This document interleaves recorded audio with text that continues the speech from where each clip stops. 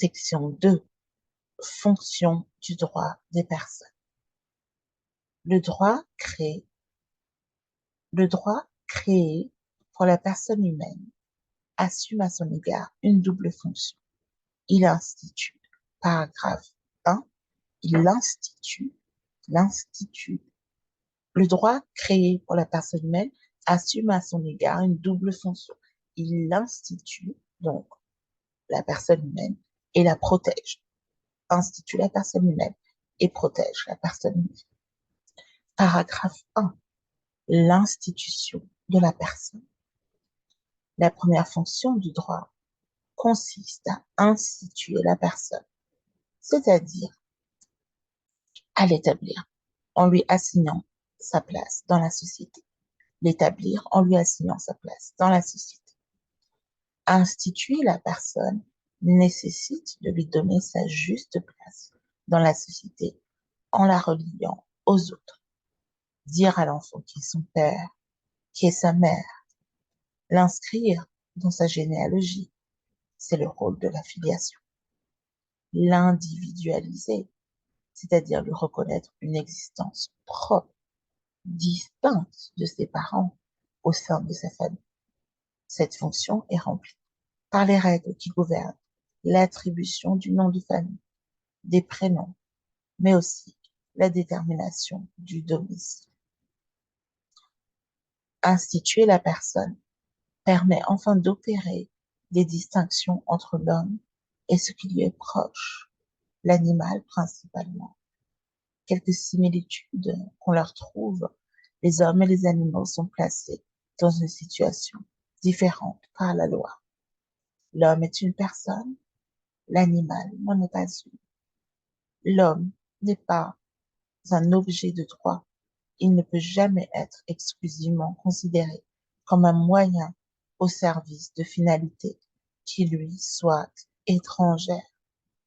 La personne possède une dignité affirmée par l'article 16 du Code civil et à laquelle le Conseil constitutionnel a conféré une valeur constitutionnelle.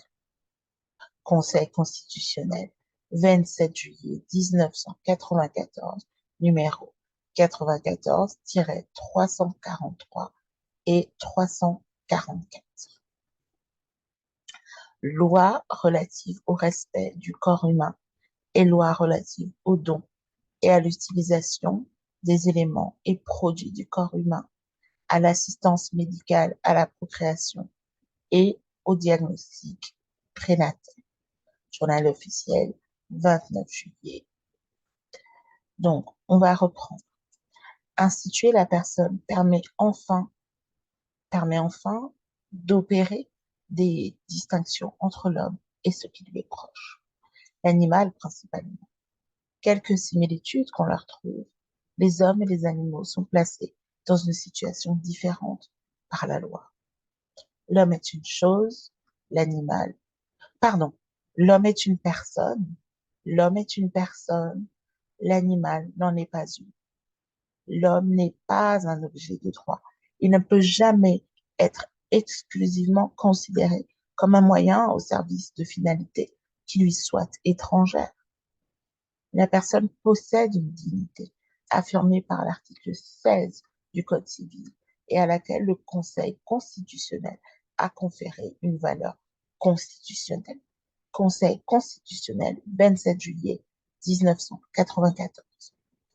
Loi relative au respect du corps humain et loi relative au don et à l'utilisation des éléments et produits du corps humain, à l'assistance médicale à la procréation et au diagnostic prénatal.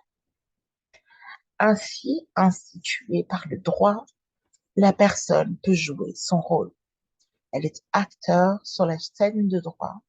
Elle peut agir en justice. Elle dispose d'un patrimoine. Elle jouit de prérogatives sanctionnées par l'autorité publique. Elle est un sujet de droit. Paragraphe 2. Protection de la personne. La seconde fonction du droit consiste à protéger les personnes. Cette protection passe d'abord par la reconnaissance de certains droits subjectifs. Droit à l'image et à l'honneur, à la dignité et au respect du corps humain. Ce sont les droits de la personnalité. Donc, cette protection passe d'abord par la reconnaissance de certains droits subjectifs, droit à l'image et à l'honneur, à la dignité et au respect du corps humain. Ce sont les droits de la personnalité.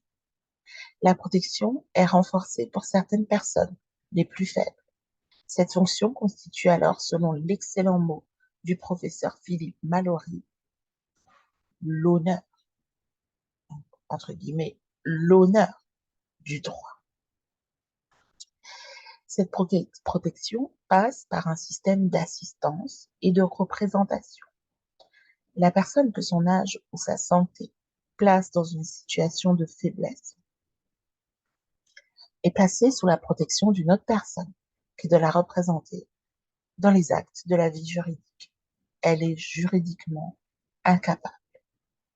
Chacun l'est au début de sa vie, puisque c'est la situation du mineur.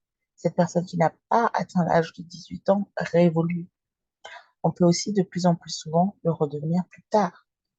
C'est le droit des personnes majeures protégées, personnes que le grand âge conduit à devoir compter sur leurs enfants pour prendre soin d'elles.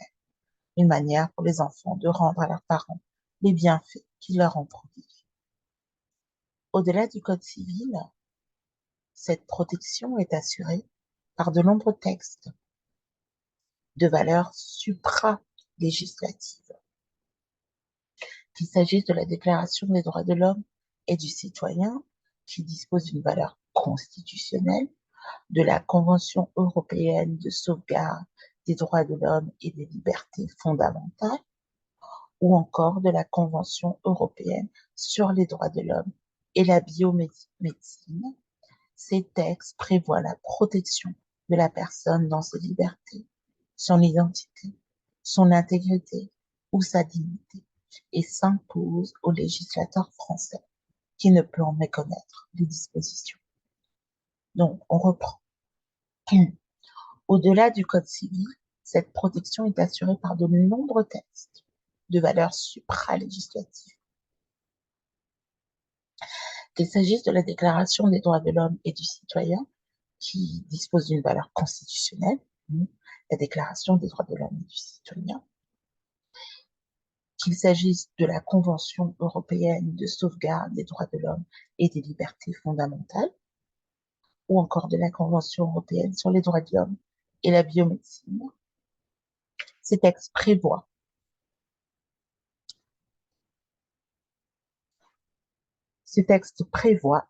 la protection de la personne dans ses libertés, son identité, son intégrité ou sa dignité, et s'impose au législateur français qui ne peut en méconnaître les dispositions.